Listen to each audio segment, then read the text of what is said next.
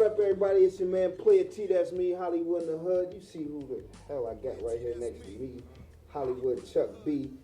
Right, this is the recap to Fame, which is our fashion, art, music, and entertainment expo that we have quarterly. You know, at least that's what we've been doing it for these past 2 times here. You know, going down, man. It went. I can't say it went ham. I mean, it went bananas. We don't eat I don't eat pork. You know what I'm saying? So it didn't go ham. It went bananas. You know. I'm gonna tell you right off the back, straight up, who I thought really stole the show, and this is only my opinion. You know, you might have a different opinion if you were there, but I think Erica Kane really laid it down. Erica Kane was nice. I like Young Strat. You know, Hollywood in the Hood, of course. You know what I'm saying? Oh yeah, Ebony Lane. Yeah, we messed them up with that one. Yeah, we threw their head. You know. Did you see that, Jazz? We did that. Yeah, it went down. TSC, of course. Yeah, they shout out to Straight Records, man. They did their thing, man. You know. I mean, Love Asia did her thing too. She was kind of upset at us, you know. What happened was, you know, a couple artists didn't get to run through their whole set, but you know how the entertainment because they was late. I'm gonna go ahead and put the blame on Bud. It was, you know what it was. You know, the concert expo, you know, is slated to start at 4 p.m. and run to 11. And we had it slated where the artists had 2 shows, 2 performances, one at 6, right, and one at 9, right, with a break in between.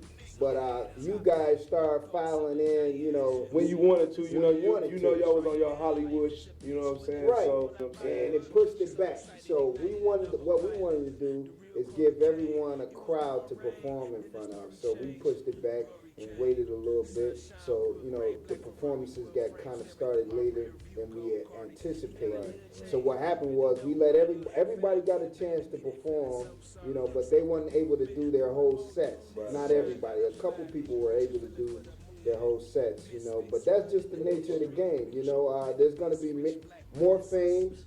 We're going to take it on the road. Yeah. We're gonna continue to take it around Ohio a couple more times before we actually go outside the state. Right. You know, so if you want us to visit where you are, if you want us to bring Hollywood to your hood, make sure you reach out to us. PlayaT, that's me, at yahoo.com, or hit us up on the book, or hit me up foreverloyalty at Gmail, or 216-372-8394, or 216-355-9702, or 216-449-756. Either one of those numbers, and we'll put it together. You know, we'll go wherever you are. If you out there with Pacquiao, you know, sparring, you know, we'll come down there, you know, to the hood, right where Pacquiao is, and get it in, you know. Shout out to Push Magazine. Natanda Bibb showed up and had the cover. Her cover of that magazine was Fame, you know. Yeah, that's some Super Bowl stuff. Yeah. That's like the 4th quarter when the game is decided, some newspaper then jumped on the story and ran with it and had the champs in it and be the first one to have it, you know. So shouts out to Natanda Bibb and Push Magazine. Coco Z for sure. Oh yeah, Coco DJs. Shout out to India Higgins, man. Yeah, India held it down. She was the co-host with me, man, looking real beautiful. Young, beautiful girl, you know.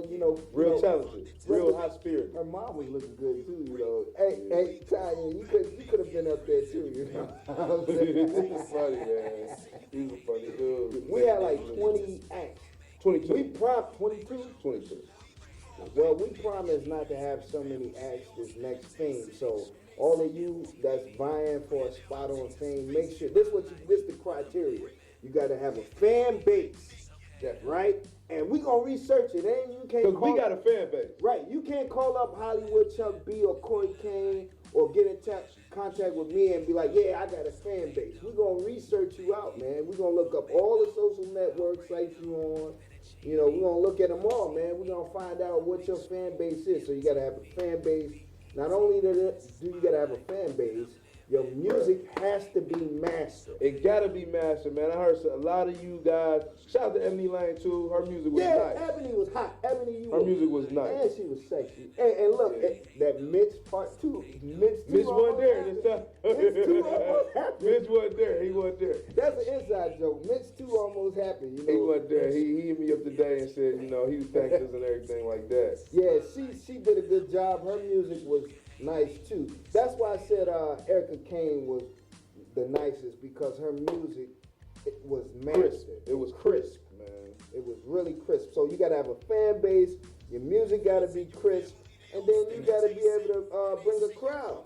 Shout out to Loud Pack. They did that. Yeah, Loud Pack. They was getting on my nerves all night. But Loud Pack really held it. I'm really proud of them dudes. Yeah, I'm proud of them too.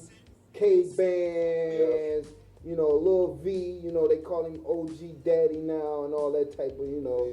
But they really who else? Fame 216. Yeah, Fame 216 did his thing, man. Who else we had up there? Love Asia did her thing. You said her already. I did. You must like her a lot. Well, I liked how she was looking in the dress. You know, I was playing with Love Asia. Corey Kane. Oh yeah, the gorilla. You know, hey Corey, did you see Corey Kane do the TSC? The wild, yeah. Tay Tag showed his butt in fame. Oh yeah, shout out to Tay Tags, man. Tay Tag showed out, man. Sky high. I'm so high, Right. So all of you people that performed in fame, make sure you hit us up with them units, man, so we can get them pushed downtown on West 6. Meet us down there, piece of date and all that on me, you know what I mean? Falafel sandwiches on me, you know what I'm saying? You know, it's going down, you know, on the weekends, man, right after the show. So you can come to the show, 110 17 Superior, Friday nights at 9 p.m. Actually be here like 8:30, or Al probably give you a hard time. You know, be here at 8:30, Friday night, and then after the show, the whole crew is downtown Cleveland, man. Kicking it, going hard. West 6. Going hard. So if you're a representative at one of these major labels, I don't care who it is, Bad Boy, Def Jam, you can name them all. Just make sure that you send your artists through us here at Hollywood in the Hood. Cleveland, Ohio. Just don't have them come to Cleveland doing the summer jam, or coming to Cleveland getting on 107.9. Or coming to Cleveland, going to the club, having to use mics with cords. Send them through Hollywood. Now, hold up. Now, you just been privy to some information that wasn't out there, but I'm going to put it out there.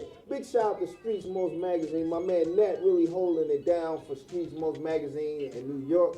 He's expanding his brand. You know, he's making a foothold out here in Ohio and especially in Cleveland. He's got people working with him, kind of short-sighted. You know who you are. You know who you are. You know who you know who you You're is. Short-sighted. And what I mean by that is, my man Nat hooked it up for the cities of New York and Cleveland to link. To link like this, intertwine. He did it with J.R. Ryder. He brought J.R. Ryder in. He made sure Al Porter and the hip hop workshop brought J.R. Ryder through. But check it out, Hell Rell came to town. Nat brought Hell Rell. Right? Don't say where he was at. I'm not gonna say where he was at, but you know, the people who were supposed to run the business for Nat, you know, I ain't gonna say your name. You know, he didn't poly with the people he should have poly with the people because of what maybe his arrogance. I don't know. Because everybody want to be a boss. But guess what ended up happening? Hell Rell. We know Hell Rell should be treated with respect, man. He's an established artist, Established artist, hot lyricist, man. The man had to rap, not with a cordless mic, but with a corded mic right next to the DJ booth. Like it was 1960. Couldn't move around. Like it was man. 1965 again. He was supposed to be here for the whole weekend and do all kind of events. Guess what? He cut that shit short, man. Made the city look bad.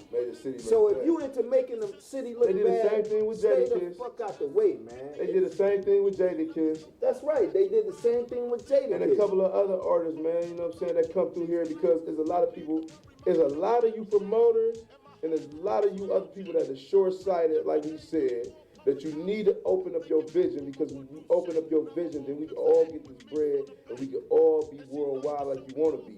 But if you want to keep playing games and not open up your mind and open up the game, then you gonna get locked out yourself, right? You know, if you out here doing things and you're in other states besides Ohio, you're in other countries besides the United States, when you come to the United States, when you come to Ohio in particular, when you come to Cleveland in greater emphasis, you want to get with Hollywood in the hood. Yes, you do, man. Because we the ones that's live broadcasting, man. We the ones we're the CNBCs. We're the Fox.